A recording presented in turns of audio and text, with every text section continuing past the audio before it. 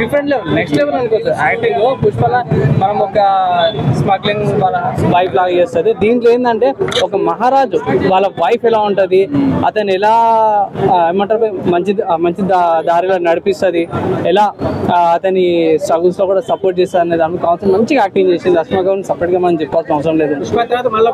Hit అన్న, నిజంగా చెప్తున్నా కదా, చాలా మంచిగా యాక్టింగ్ చేసింది. మీరు అనుకోరు అరే పుష్పలో ఇట్లుంది చావాలు ఇట్లుంది అనేసి అయితే మీరు క్యాల్కులేట్ చేయలేరు. టోటల్ షిఫ్ట్ అనమాట క్యారెక్టర్ కి, చాలా షిఫ్ట్ అసలు. అది ఇట్లా కూడా చేయొచ్చా అనేది. సో బాగా చేసింది రష్మిక అనేది. యాక్టింగ్ బాగుంది. విక్కీ కౌశల్ది కొంచెం తగ్గింది అనుకోవచ్చు అన్న.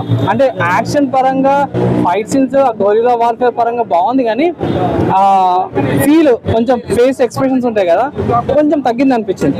రీసెంట్ మూవీ కూడా ఫ్లాప్ అయింది కదా అయింది. కంబ్యాక్ అన్న, నిజంగా చెప్తున్నా కదా, మంచి కంబ్యాక్ వస్తుంది. విక్కీ కౌశల్ గారు రీసెంట్ గా డాన్స్ స్టెప్ ఇట్లా అన్నారు కదా, సో అదొక్కటి.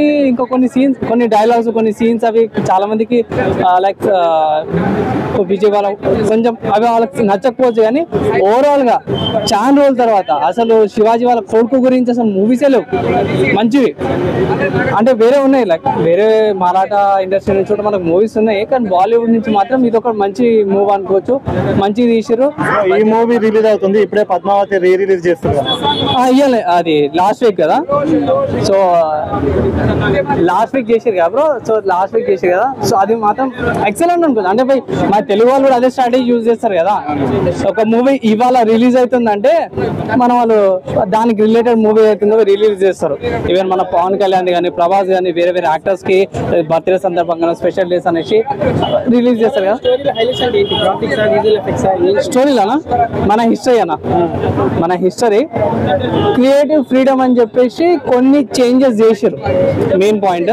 సెకండ్ పాయింట్ వచ్చేసరికి గొరిల్లా వార్ఫేర్ అప్పట్లో ఎలా స్టార్ట్ చేసింది అనే దాని మీద కాన్సెప్ట్ మన ఇండియాకి పరిచయం చేసింది అతనే.